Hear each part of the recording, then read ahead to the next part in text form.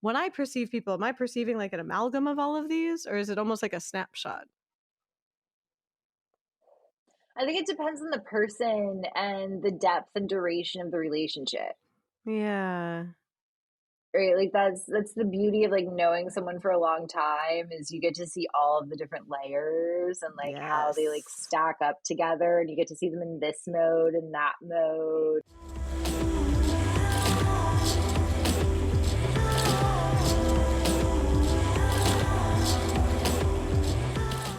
Hi, I'm Jessica Stoya, retired adult film performer, current sex columnist, and still fairly new intimacy coach. I love Period. the articulation of coach. Coach. Good little eyebrows in there. I am Pam Shaffer. I am a therapist and musician and general recluse about LA. That was said about me at a recent social gathering. It's like, well, I only see you like once every few months, even though we live a few blocks away. And I'm like, haha, correct. That actually really nicely introduces our topic for this episode of perception. I wish that that had been on purpose, but it wasn't. But thank you for making it on purpose. You're welcome. That's called teamwork. Yeah, virtual fist bump. Sorry. The 90s are back. I don't know. It just felt 90s. The 90s are back. I mean, look at my sleeves. Those are great.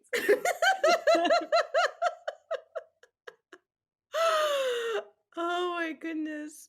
Yeah, the 90s are very back, and perception is very. I love hate perception. I love hate perception so much.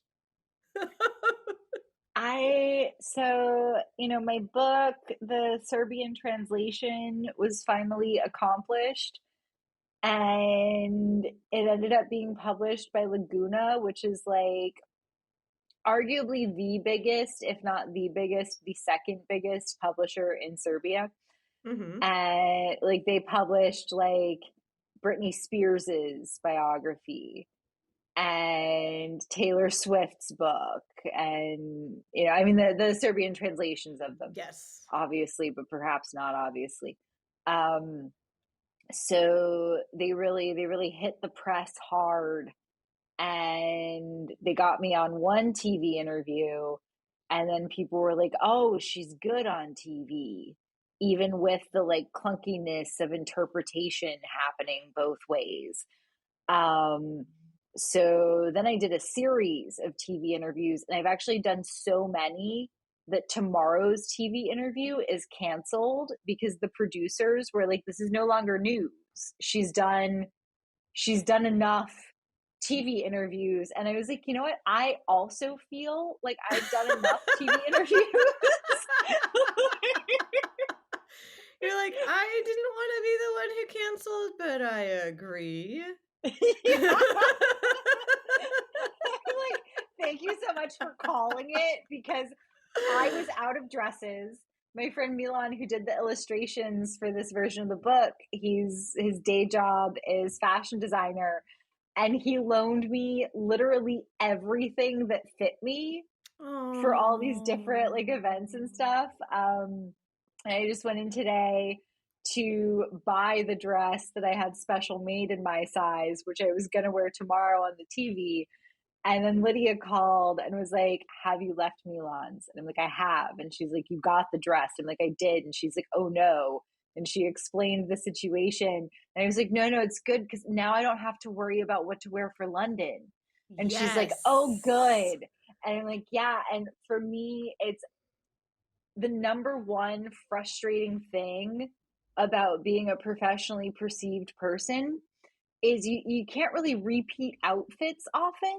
Yes. And I just don't have enough storage space. Yes. It's, by the way, my Jewish mom brain literally was just like, no, I'm so glad you got the dress because you have an event coming up in London.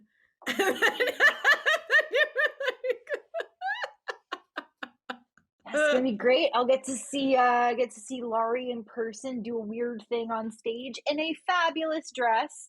I'm Uh, so excited. I wish I could teleport. I was like, I didn't have enough time to get tickets, and so I'm sad that like I'm like, oh, what's yeah, and like thinking about what you said about, like being a publicly perceived person. Like you are I would say, vastly more perceived person than I.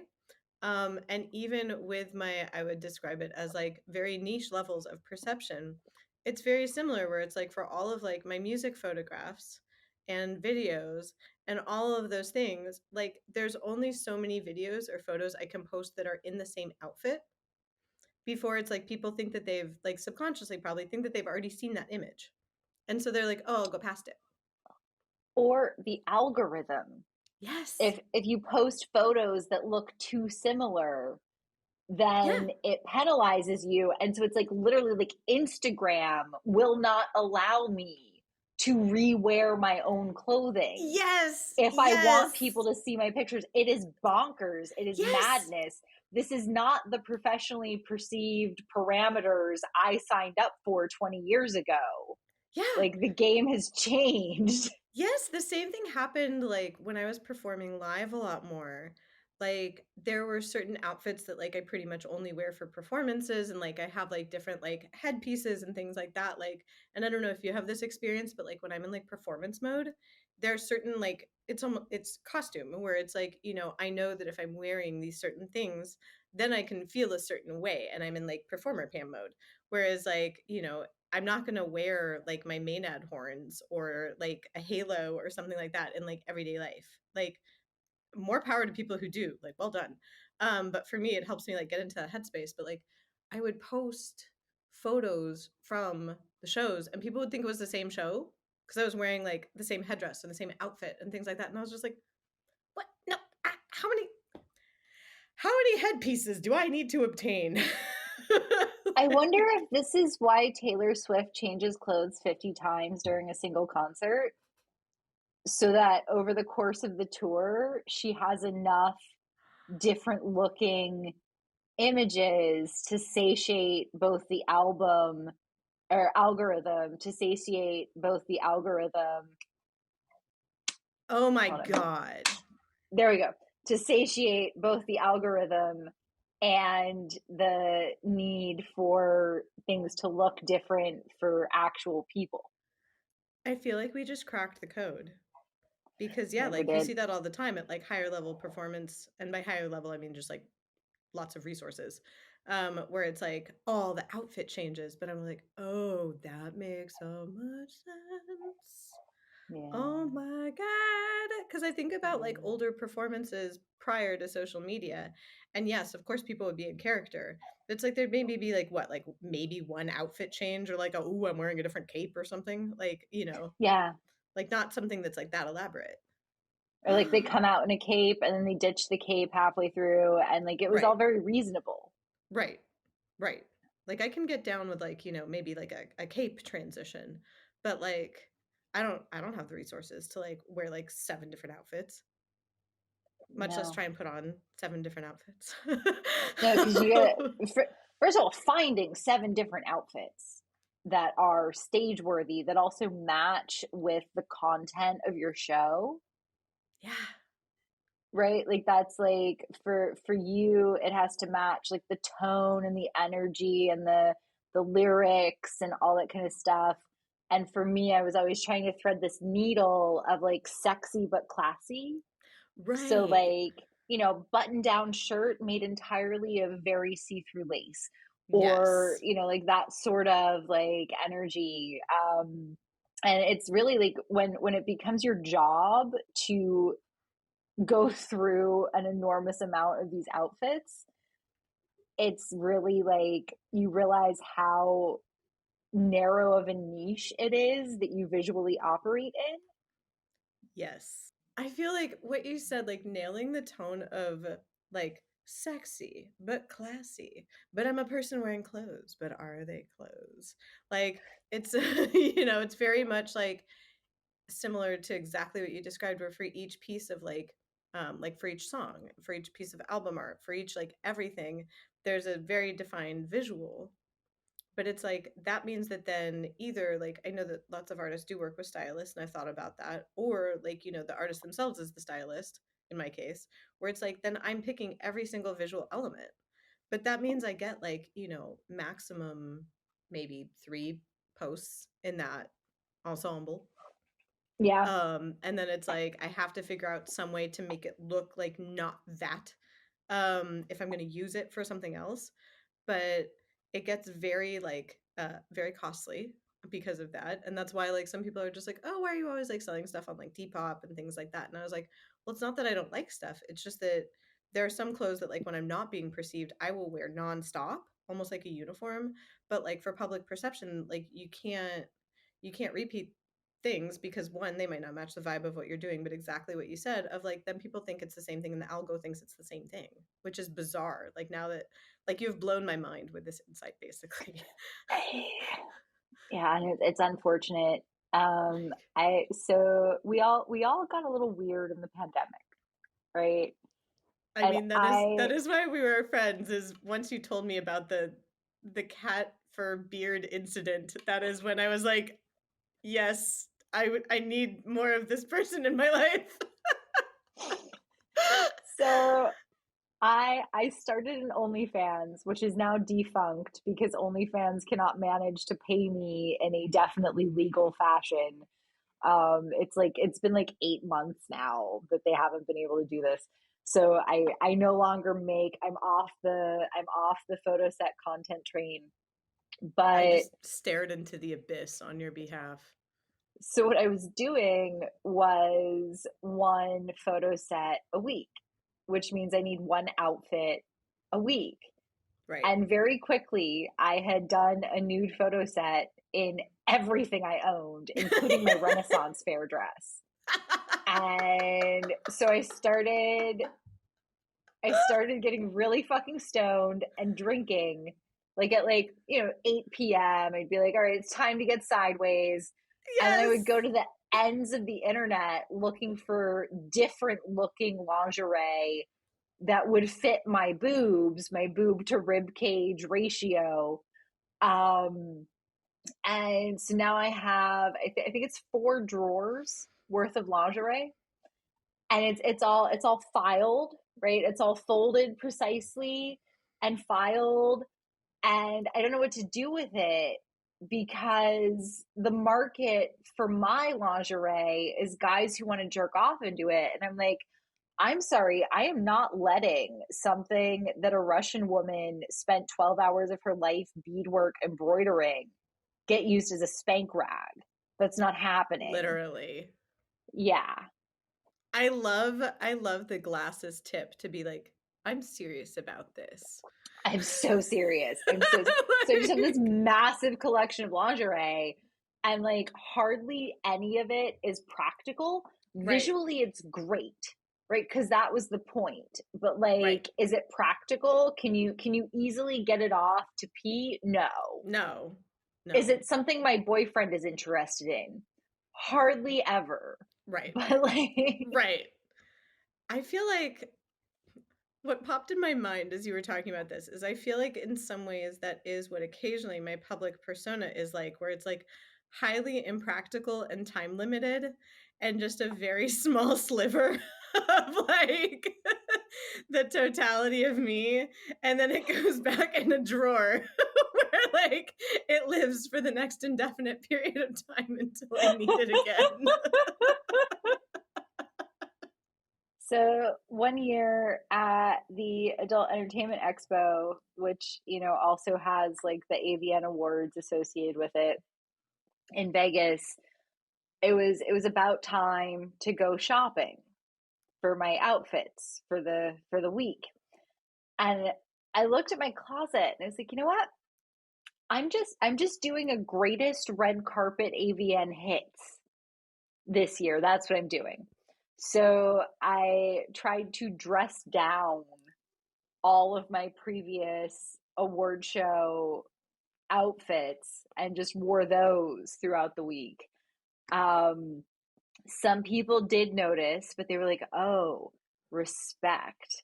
it's like the greatest hits album. And I was like, thank you so much. Really, I just couldn't bear the idea of shopping again. Uh, but the problem is like even though you do bring kind of like going to get coffee in the morning clothes, because room service is broken Right. when the expo is going on. Like you can call room service at 6 a.m. and it will still not be there at 8 a.m. Right. Right. They're stressed. So, yeah, so even in like a hoodie and like pants, going to get your own coffee, you are on display. If you leave your hotel room, you are on display. And the doors at the Hard Rock were so not soundproof that if you were having sex inside the room, you may hear a round of applause afterwards from the hallway. Like, so you're just living in a fucking fishbowl for like 6 days, and it is the most, like, the highest iteration, the most intense iteration of being perceived that I have ever experienced, and I hope I never get anywhere close to that ever again. That sounds terrifying. I'm like searching for the words to describe the difference in how it feels of being perceived energetically versus not. Like, I think about this in terms of even like, because it's weird to think about like, oh, when I'm going out of the house, it's not like everyone's world is suddenly focused around me. Like, that's not what I think of when I think of perception. But I think of the difference of when, for instance, even I'm home alone, like my partner's not here, like I don't have any house guests, like anything like that. There's no moment in which I am preparing myself to be perceived, even passively perceived. And it feels so different than any, like, I had a conversation with my partner about this where I told him finally, I was just like, it really bothers me when you come in the room when I'm working out. And he was like, what do you mean? And I was like, well, like if I'm doing like one of my like YouTube videos, like, and I'm concentrating on what I'm doing, I was like, it really throws me off when you walk in because all of a sudden, even though I know you're not judging me, you're not like anything like that, all of a sudden I realize that there's also a visual aspect to what I'm doing. And I immediately am like, do I look goofy? Am I doing the move right? Does it like match what all of a sudden there's this whole like other mental calculus that takes over. And I don't know if that happens with neurotypical people. I genuinely don't know. Because I'm not one. But like Yeah, I don't know. I really early, because men and their eyeballs are creepy, and that started when I was around 13. So yes. hashtag not all men, hashtag not all eyeballs, hashtag actually yes most men. And so I just sort of coped with it by dissociating and tuning out. Right. And so I would walk through the world and have no idea that anyone was looking at me because I was just in my own In your own little, bubble. yeah. And then sometimes I would walk around with a boyfriend and they would be like, the guy's checking you out, the guy's checking you out, the girl's checking you out, the guy's checking you out. I'm like, can you stop? Because I've built this like blissful unawareness, and you're endangering that, Right. right? I'm Right. walking around not worried about this, and now you're making me consider this, which is planting the seeds for the worry that I have so deftly avoided. Um, Yes. yeah.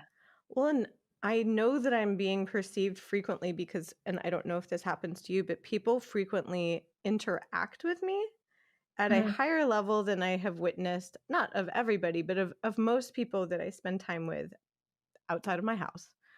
People tend to approach me more or say things to me or tell me things about themselves or ask me questions, things like that. And so it makes me wonder like what it is they're perceiving in me, because sometimes it is like, someone will catcall me or check me out or something like that. But it's not always that. It's like sometimes just people are perceiving something that they want to interact with. And I genuinely don't know necessarily what that is nor how to harness it, because if I could harness that for say like music performances, like that would be amazing. but I don't know what it is. I Like, get a lot of people who feel like I'm like the tourist help desk. yes. Like it just I don't know, I guess I just like walk confidently like I know where I am. And so they assume that I must know where they are and where they're trying to go and how they can get from point A to point B, which is what I do in coaching. But I was gonna say you and I do that metaphorically in coaching and therapy, but you were on the phone with me. Remember when we were on the phone and those like really, really lost tourists like were asking me for very specific as I'm like spitting very specific driving directions. And I'm like, I don't know exactly where you are coming from or where you're going. I'm just on a walk. the other day, these two, I think it was yesterday, these two women approached me and one of them showed me the tourist landmark on their phone and they were like, how do we get here? And I pulled out my own phone and I did what they could probably have done on their own phone, which was Google Maps it. And actually, in that case, I had to be like, I'm sorry, I cannot find Google Maps record of this landmark you're looking for. So I don't know how to help you because I've never heard of it. I've never seen it. Yeah. Google doesn't know it. Good luck to you. And they were like, thanks. Um, and there's, I think both of us share because it's the same for me. It's not always men trying to like form a sexual connection. It's tourists, sad people, sometimes children informing their mother they want to dress like me when they grow up. Yes. Like, and there's just this like open energy which makes both of us good at our various jobs, Yes. and also is sort of inherently attractive and safe to people. Yes, that openness. And I think that's why, like, in a way, I love that I'm just a disaster. I'm like, I've got hair in my mouth.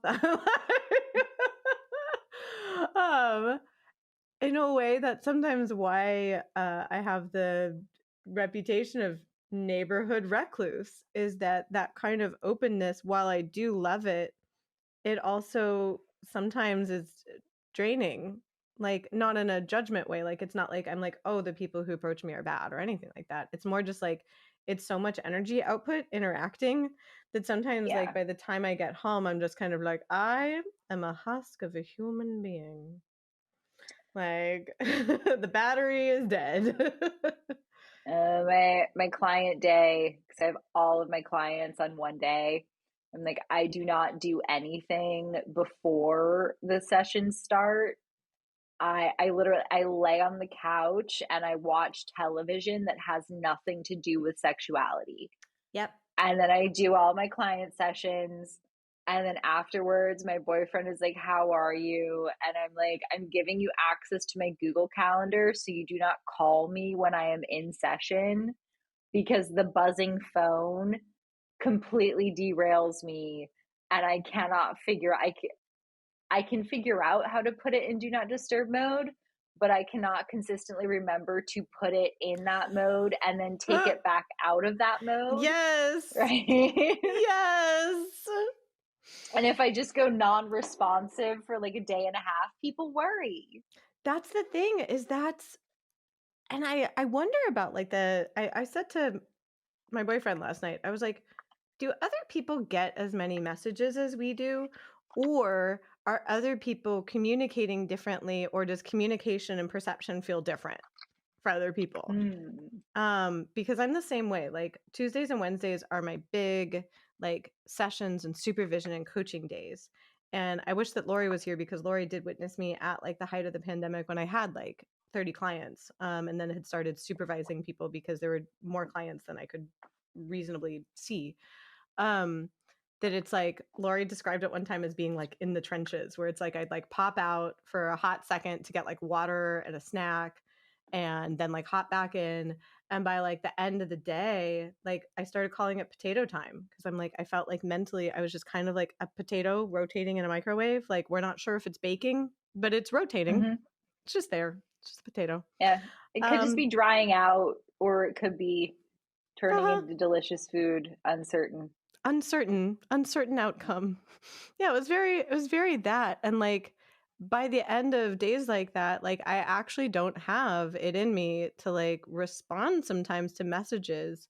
And then I feel weird. Well, weird is the wrong word. I feel like I'm so glad that I have people in my life that understand that, because otherwise I used to worry about like disappointing people because they have almost like the public Pam. Like they have like the persona, they have like the things that I have carefully crafted that are me, but they're like very amplified parts of me. But I don't think they want potato Pam responding. Like there are trusted people that I can potato Pam respond. But for the most part, if I potato Pam responded at someone that doesn't know me very well and that only knows like public perception, they'd be like, are you okay? Is this the same person? Like, what happened? There's this person in my life who texts, maybe a couple times a year, maybe once every couple of years. It seems to track with when they're having relationship problems. And now that I do this for a living, I kind of find this irritating. Yeah. Um, Yeah. and the last time they texted, they were like, "How are you?" And I'm like, "Tired." And they're like, "Why?" And I'm like, "Well, I have this chronic progressive, actually two, the PCOS and the endometriosis. And so I'm tired." And like a Yeah. week later, they're like, "How are you feeling?" And I'm like, "Still tired, Still still have a tired. chronic progressive condition." That's the thing about those. They don't go away. Uh, and they said Yep. sending hugs, and I, on the inside, I went, "Oh, bless." Oof. Yeah. Yeah, I Well, and said thank you, but I went, "Oh, bless." Um, well, and that's the reaction that I sometimes get when I realize I have like inadvertently or advertently. Is advertently a word? Can you advertently do um, something? well, if it's not a word, we just made it one. Sweet. Yeah, I was just like, this can't be a word that only has a prefix. Um, it must be a word. But like, I feel like in some ways I have like purposely like crafted perceptions of me, but then in other ways, like it's not on purpose at all. And I guess that just relates to like neurodivergent masking in general. Mhm. Uh, but I have in some ways like colluded on casting myself as that helper role. And then, like, Yeah. when I say something that's in a way, like, out of character or, like, out of that role, it's like that person doesn't know how to respond to it, and, like, I don't take that as, like, they're not being malicious, like, they're not having ill will, but they also don't know how to interact with that part of me, and then I think about, like, I'm like, "Oh, did I purposely not show that to them? Or are they just used to this other part of the role and that, that's the part that they're more comfortable interacting with?" And so when I give them this other piece, they're kinda like, "Huh?" Like, "What?" The One of the things that I really like about Serbia is people are completely prepared for celebrities, artists, that kind of genre of human to not be their persona. So Mm. the big book signing event, this guy came and he was like, "Hey, I don't know if you remember me." And I'm like, "Look, I'm real bad with faces, real bad with names." And he was like, "I asked you for a picture one time." And I'm like, "Last fall outside the Euro Center, I was holding a sewing machine. You had a woman who I think was your mother with you. And I told you I did not feel like taking a picture that day. And I hope that was okay. And you were very polite and respectful." And he was like, "Wow." And I'm like, "I don't know, man. Just don't ask me to read a face." And then he was like, is it okay to take a picture now? And I'm like, yes, today is definitively picture day. And I am so happy to take a picture with you. Um, but it's Yes. like that in the US, if I had done something like that, someone would have gone on Tumblr and X and Instagram and been like, Stoya is such a fucking bitch. She Right. refused to take a picture with me even when she was eating quail and had quail grease all over her chin, and like, how dare she? But I love that you lead this illustrious life of like carrying sewing machines, devouring quails.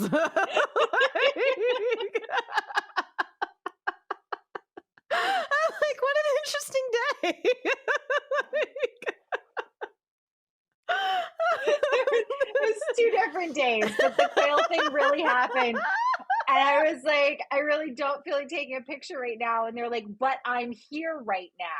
And I was like, can I at least wipe off my chin? And they were like, if you have to, but our Uber's waiting. And I was like, Yeah, how dare you be eating a quail while a stranger's getting an Uber? What were you thinking?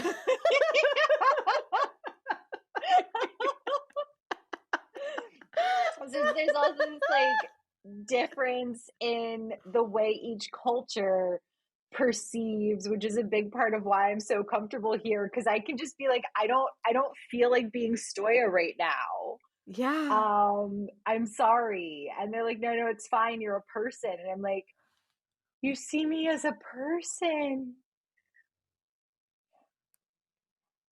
Yeah. Yeah.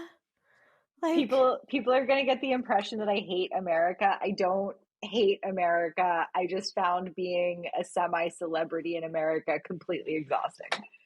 I could completely understand that because like I said, I am very niche. And like all of my projects have been wonderfully niche. And I appreciate that on a certain level where it's like the people who have listened to my music as Pam Shaffer, as Nixie, and now as Pearl Holly, like wonderful human beings. And same with with the podcast. Like, but it is in a way like with the previous podcast, Why Not Both, which I actually want to do a monthly episode of because I miss it. Like I've had enough time away from it that I'm like, I miss it. It's a Um, really good podcast. I'm always anxious to like call for feedback, but in this particular case, I'm going to take a deep breath and sit with the anxiety and then say, actually, it would be really interesting to hear, what is it about your interview style? What is it about both of our personalities? Like, why are we the tourist help desk? Why are people interested in particular specific, like, I'd like to know. I too would like to know, and I am going to be brave. I will join you in the bravery because I feel like I've spent the last hour being like, I wonder why this is happening. And then I was like, oh, or we could ask. we could, Yeah, let's we could ask. ask. We can ask. I was Let's like, do it. interactive podcast. Yeah. That's kind of the other thing about being professionally perceived, even in a niche level.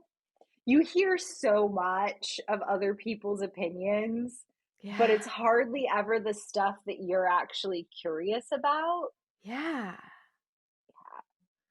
Ooh. Yeah, because I realize like I'm perceived as a musician in one way. I'm perceived as a podcaster in another way. And then I'm perceived as a therapist and coach in like a whole other secret third way. Uh so I'm like, oh gosh, like people see like I think of the movie Rashomon. Like they see like the Rashomon effect of me. Where it's What's the Rashomon? the I'm enjoying Kurosawa this hand motion. I'm slowly hypnotizing you to tell the cat beard story again.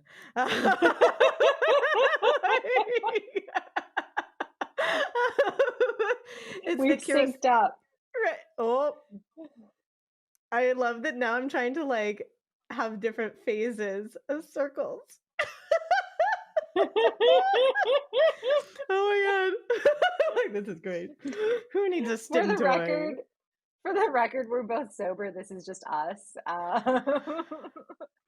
That was something that has been brought to my attention perception wise, is that apparently many people enjoyed interacting with me because they just thought I was not sober. In fact, that is feedback I have gotten as an adult and otherwise. Yeah, yeah. I mean, I'm not. I don't want to give people the impression that I'm like sober in life, right? Right, I love. right. I love a good bottle of wine. If it's a bad bottle of wine, I will put sparkling water in it and make it into a tolerable bottle of wine. Yeah, and I too, by the way, like I also am not sober as a lifestyle. Sadly, my body's reaction to alcohol seems to be what people describe as being hungover. Like Okay. I can drink a few sips of like wine or a nice beverage, especially with food. Like food seems to help, but I appear to process it like that, where it's like I immediately have a headache. I kind of want to curl up in a laundry basket. Like I'm just kind of like, this doesn't make me more social. It makes me just kind of like, ugh. Which is what most people describe as hangover. So I'm like, why do I why does my body skip the fun bit? Um but gummies, we love gummies of all sorts. Yeah. And like there are other things that suit my body better. But yeah, that's the other thing, is like people have also mentioned that I don't appear to interact really differently regardless of substance or not. So there may be that, and I do hear, like, at least from therapy and coaching clients, and I do like this aspect of it, is that like obviously I don't make therapy and coaching sessions like about myself. That would be wildly inappropriate. But like I will ask people if like any self-disclosure is helpful in a certain situation.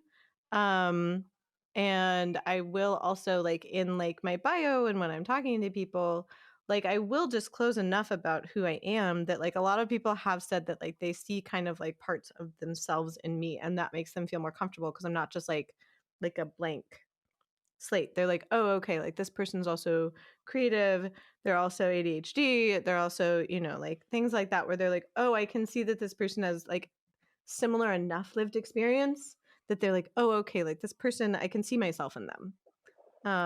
And so I'm like, oh, maybe that's part of it. Like people see bits of themselves reflected in us, or that they want to see reflected. I don't know how to put that. Definitely like identity has taken over the West, especially specifically micro identity. Like people are really almost to a point where I worry that they are defined by the list of little labels that apply to them. But also that seems to be a mechanism of like advertising oneself as a mental health professional or a coach or something like that. Is people want to see, is this person like me? Right. um or does this person specifically say that they are affirming of people like me? Right, Yes. they need to see some, whether it's implied by similarity or explicitly stated, they need to see some implication that this is for them, specifically them. Yes, specifically they are specifically invited. Yes. Yes. And that does come down to perception, because like how do I then craft something so that someone can perceive that in me, and not in a nefarious way? I wouldn't misrepresent myself, but like how would I convey that? And also Yeah. sometimes I wonder about like what am I inadvertently conveying? Like that people are like which also I guess could be like an audience question. Like I don't did I bring this up last time that like that someone that I don't know well remarked that apparently I appear to fuck extremely? I don't know if you brought that up on the podcast or in a private conversation. Yeah, like I can't remember because of ADHD. Yeah. Like, but yeah, I was like wondering to myself, like, what did I do that made this person say that? Because it was like literally after like a friend's birthday dinner, where I was like, I don't think I was talking about fucking extremely over dinner, um, but who knows? I might have been ADHD. Yeah.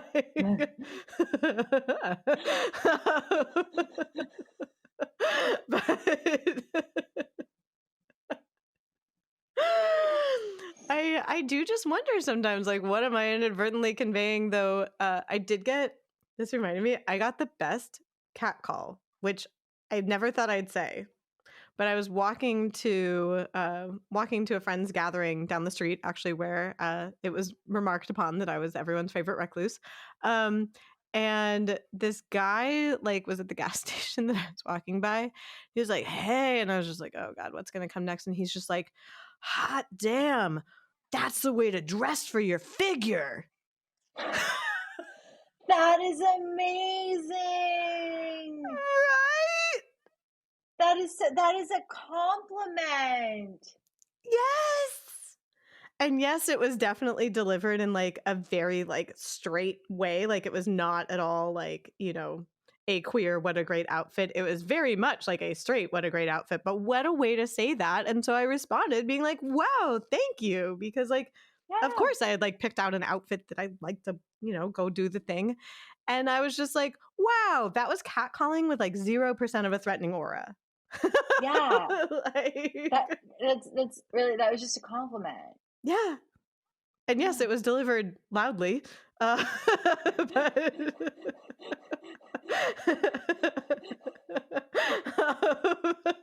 but Well, in case bystanders, might also appreciate your outfit, you want to alert the entire neighborhood to the fact that someone is dressed nicely. yeah, yeah. Like I was like, okay, sure, correct.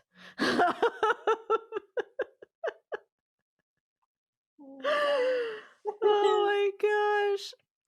Yeah, because I was thinking about that where sometimes I will, when I get dressed, like, and I don't know if this is your experience, but when I get dressed when I'm at home, like home alone, sometimes I will get dressed simply to get in character of what I'm doing, even though no one else is there. Hmm. Yeah. And it's like how I perceive me. And I'm like, oh, have I internalized? Because it doesn't feel male gazy. It's not like I'm like, oh, I'm dressing to be alluring. I don't know why I said it like that, but it was fun. Um, but I am dressing specifically almost to like get into like if I'm like, oh, today is a day I'm recording music and writing, like I will wear one of like my vintage slips and a robe and like, like Right. that kind of thing. Even if no one else is here. And I was like, I don't know if other people do that. Like, is that an internalized perception? I I think that would be an internalized perception. And I feel like I know other people who do that, but I have cats and I really dislike lint rolling clothing. So also I grew up in the shrinking middle class. So there was definitely like indoor clothing and outdoor clothing, and the outdoor Yes. clothing had to be preserved as much as Yes. possible. So between that and the cats, and also I grew up with cats, so maybe that was part of the indoor outdoor clothing distinction. Yes, there Um, there is indoor outdoor clothing and also clothing that is acceptable for inside the bed and then lounging clothing, but clothing that is not for inside the bed. I have a pair of summer pants and a pair of winter pants. And if I'm wearing clothing at all, it's because I'm sitting on something that does not feel good on my butt, Yes. or because I have a Zoom call or the delivery guy is coming. But like if I am home, I am mostly just in panties and socks, or in panties and barefoot, season depending. If it's cold, socks are necessary. If it's warm, socks are absolutely unacceptable. That tracks. That totally Yeah. tracks.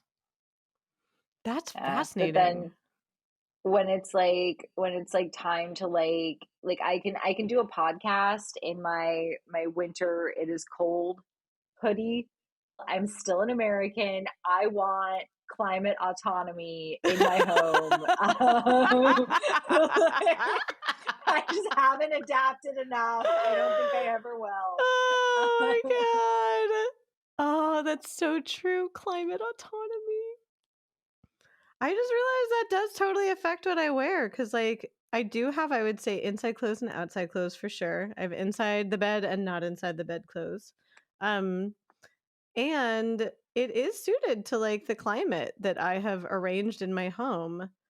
And I just realized that's probably yet another thing about being perceived outside. Like, and that's why sometimes my time, like, I have like a time limit on like how much I want to be perceived or how I can be even in like public facing mode before I potato. I was just like, oh yeah, there's a lot of like sensory stuff that's happening in the outside world. Whereas my inside world is actually pretty tailored to me. Like I have very specifically tailored my environment to ways that it is low stress for me and therefore is not taking up any of my bandwidth. I saw an article a couple months ago about how women are much more productive at a few degrees higher temperature than men. Yes. But office buildings, the thermostat is set to broad strokes male preference. Yes. And it was questioning like how much have women been held back because and so this ability to like work from home is amazing because I don't have to worry, is the client going to be boiling, because I Yes. work I love working with women and NBs, but mostly I work with male clients, heterosexual male clients. I'm good with that, but also if it was an in-person situation, I would have to choose between, is my client going to be uncomfortably warm or am I Yes. going to be too cold to think optimally? Yes. Like that's why I had, I like it's a running joke that like therapists wear cardigans. But that Mm, is why when I was working in my old office, I would always have like a cardigan and a scarf and like a throw blanket, like because mhm. it was on the fourth floor of a building and everything, like we couldn't open the windows. So everything was like climate controlled to the building. And so sometimes I would just Lovely. be like distractingly, freezingly cold. And I was like, okay, well, I guess I'll just wear more clothes. Or just kind of just keep piling them on. Whereas here, like I don't have to do that. And my concentration is so much better.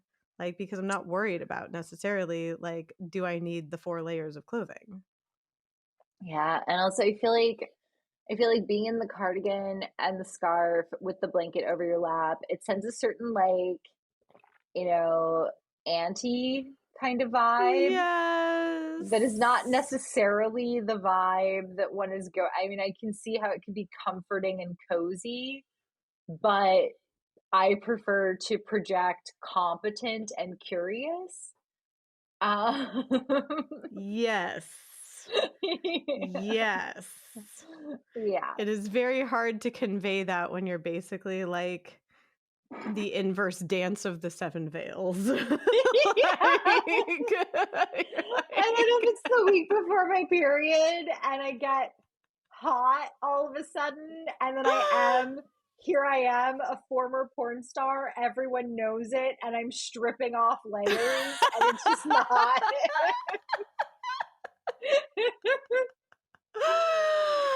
oh no. I guess like I when you said like everyone that is like, ah yes, the former porn star stripping off the clothes, what popped in my mind was like, I do wonder about the perception of musician Pam versus therapist Pam versus, neighborhood recluse Pam.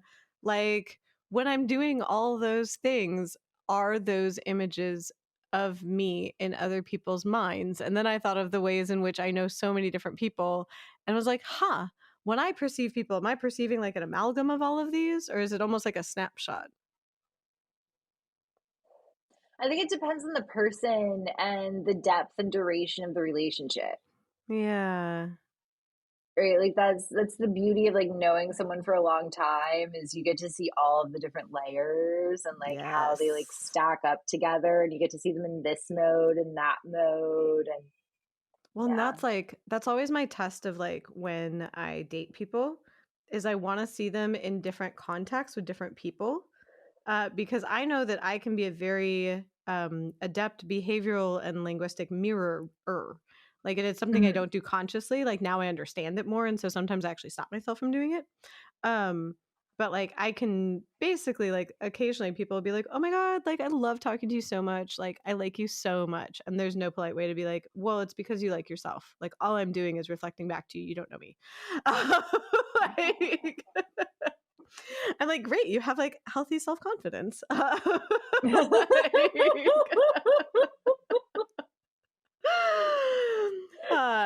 And I didn't understand that for a long time. That I was like, gosh, like they seem to like me, but I'm genuinely unsure why. And then I'm like, oh, they like how they feel around me because I'm reflecting them. Uh, Yeah. which I was like, okay, that's not a positive or a negative. It's just a neutral. It's something to note. Um, but yeah, I like seeing how do people in a way like what comes out around different people and in different settings. Yeah. When I'm dating people, like to see how they react to me in different modes. Right? It's Yes. just like you have date mode and you have hooking up at their apartment mode, and that's kind of the Yes. same mode with less clothing on. And then it's like, oh, they had the opportunity to see me in a business person hat on context. And now they're realizing that I'm actively really chill with them because I want to be and feel safe doing so. But when someone's trying to take advantage of me, actually, I'm very firm. And, you Mhm. know, um, and then it's like, okay, like how are they going to react when they see like Stoya time, which is Right. increasingly rare, but like it is very bubbly, very relaxed, very, compared to business person mode. Very, very open, very physically interactive. Right. When Right. someone takes a picture, I'm not like standing like a foot away with my arm on their near shoulder. It's like, you like get in there and like smile, Yeah. like you've just had a Yeah. nice interaction. You want them to have a good memory. Um, yeah. And so it's over the course of like 6 months or a year, all of these different modes unfurl. And every time it's like, all right, Yeah. how are they going to take this one? How are they Yes. going to take me acting in a way that is completely alien to anything they've ever seen so far? Yep. Yep. That's because and I'm not sure if you've experienced this. I have had people I've dated that react actually very poorly to me when I'm in musician mode, be it creation or performance. Hmm. Because when I'm in those modes, I'm not actually attending to them in the way perhaps that they're used to, or I'm not Mm-hmm. mirroring them. Like I'm in like outgoing performance mode or in like inward facing creation mode, in which case I don't want to like attend to other people or be like I'm not really monitoring myself and therefore I'm not really monitoring other people. Mm-hmm. And that has sometimes, I would say, thankfully, this hasn't happened in a long time. It was a lot, I think, when I was younger, when I was inadvertently more like socially masking, because it would really like upset people I was dating. And I was so confused by that because I was just like, why do they not like this? Or why are they suddenly hostile or pouty or like things like that? And I'm like, oh, that what you just said helped me understand that better. I was like, oh, because that part was very foreign to them. And especially if they liked the other parts that were actually more centered around them, like in the parts of me that decenter in a way other people. Well, not other people, but like the decenter someone as like an individual in that interpersonal relationship and are more kind of either broad strokes, performance, or, basically like go away. I'm in my weird music cave Yeah. that might feel either very threatening or like abandoning or like where'd you go? But also there's this idea that we all kind of pick up from depictions of romance that a person that is our person, and polyamory does try to dismantle this, and relationship anarchy really actively tries to dismantle this. But generally speaking, most people walking around the world, they're thinking that there's a person who is their person, and once they find that person, they will Mhm. mutually be that person for each other, like a faucet. Yep. And then there's that moment where it's like, actually, I have to be a hobgoblin, or I have to be dealing with a performance for a crowd, and I cannot Yes. be your person because I am their person, the collective they. In this moment, I belong to the collective they, and that is the rules of the those are the rules of the game. And it can be really, really jarring for people because they're like, but wait, you're my person. And Yeah. even in polyamorous relationships, it's like, but you're my person right now. When we're together, you're my person. And that's not necessarily the case. And Oh, it's yeah. it's super gendered. Yeah.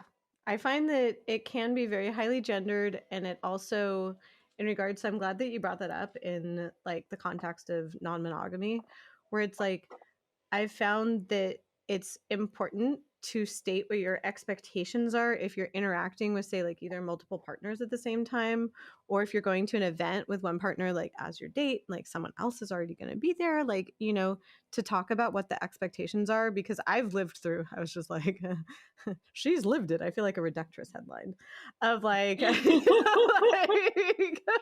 that I've had a different expectation based on my previous experience than, say, like what a partner has experienced. So communicating about that, like, oh, if we're going to a party together and I'm bringing a date and you're going to be there, are we going to be affectionate with each other?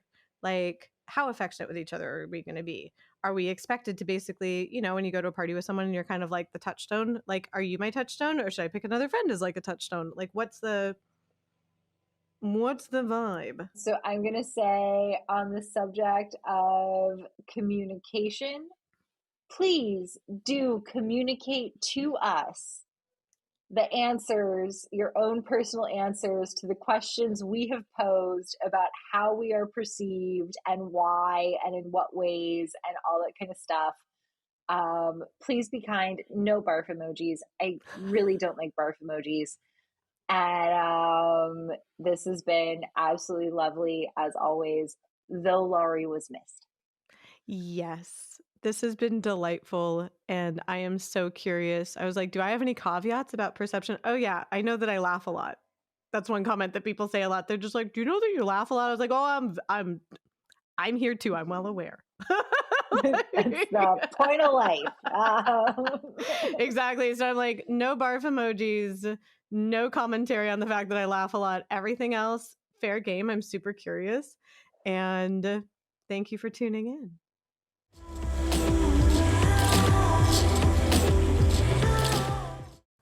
Thank you so much for listening to this episode of Neuroprovocateurs. Please join us on Substack, where you can find exclusive clips, resources, and community of the neurospicy variety. We are an independent podcast, so know that your support on Substack and beyond means the world to us, quite literally. If you enjoyed this episode, please make sure to leave us 5 stars and glowing reviews, and follow our podcast on your preferred podcast platform so that you can be sure to get each episode the moment it drops, and know that your reviews help us get in front of other people who might also want to listen to this podcast. We are on social media in all of the usual places as Neuroprovocateurs. Thank you again, and excited to see you for our next episode.